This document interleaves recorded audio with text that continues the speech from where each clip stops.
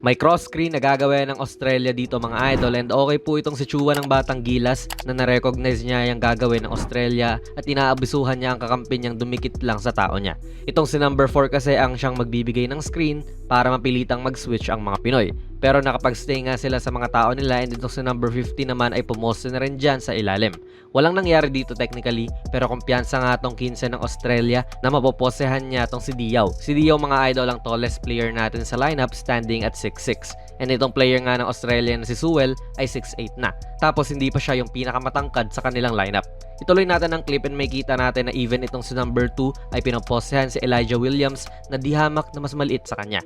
4 inches ang binibigay nito ni Williams. So you can see, bigger team talaga ang Aussie boys. At noong nag-switch na si Diaw sa guard ng Australia, sino na ang tumatao kay Sewell na 6'8? Itong si 5'11 Williams na sumusubok mag-box out.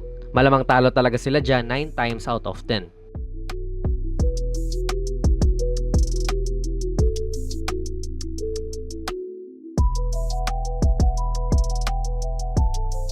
Malalaki talaga sila. Walang ginagawang mali ang Pinas dito eh. Buma-box out lang naman tong si Williams, pero yun nga, 4 inches taller ang kalaban at kahit na naka-box out naman, nakuha pa rin ng Aussie man.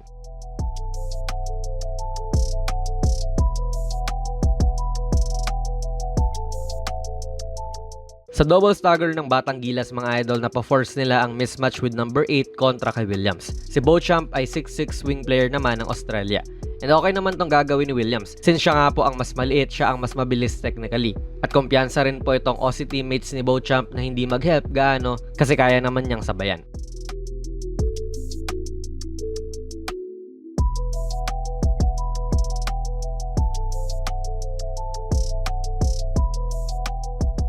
And kung ikukumpara mo yan sa atin noong sumubok umatake tong si Cotton, dahil lugi nga po tong si Williams sa height, kailangan may tumulong sa depensa sa loob, leaving tong open man sa corner, hindi nga lang pumasok ang tres niya.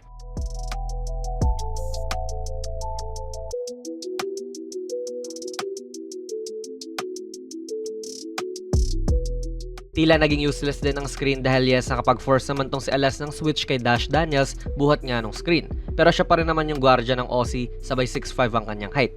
Lugi talaga sa size ng Batang Gilas' game, at kahit na mas malalaki pa tong mga Aussie ay kayang-kaya pa rin nilang sumabay sa bilis ng mga bata natin.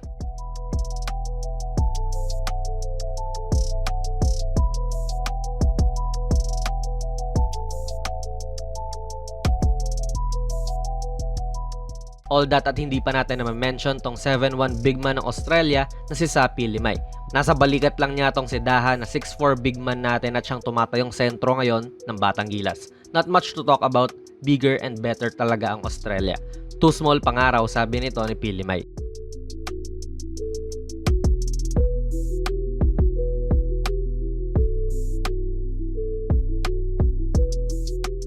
Sa sobrang laki talaga ng mga Aussie, nagkaroon sila ng 5 offensive rebounds sa unang 2 minuto ng first quarter. 8 offensive rebounds sa buong first quarter and a total of 27 offensive rebounds sa buong laro.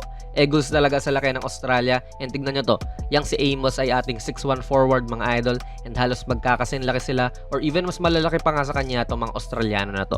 And lahat ng yan ay nangyari lang noong first quarter. Masyado nang masakit kung ipapakita pa natin yung iba dahil tinambakan nga sila ng Australia ng almost 2 buwan at natapos po ang laro sa score na 92-36. Lamang talaga ang matangkad, and itong game or even yung quarter nga na ito ang halimbawa niyan mga idol.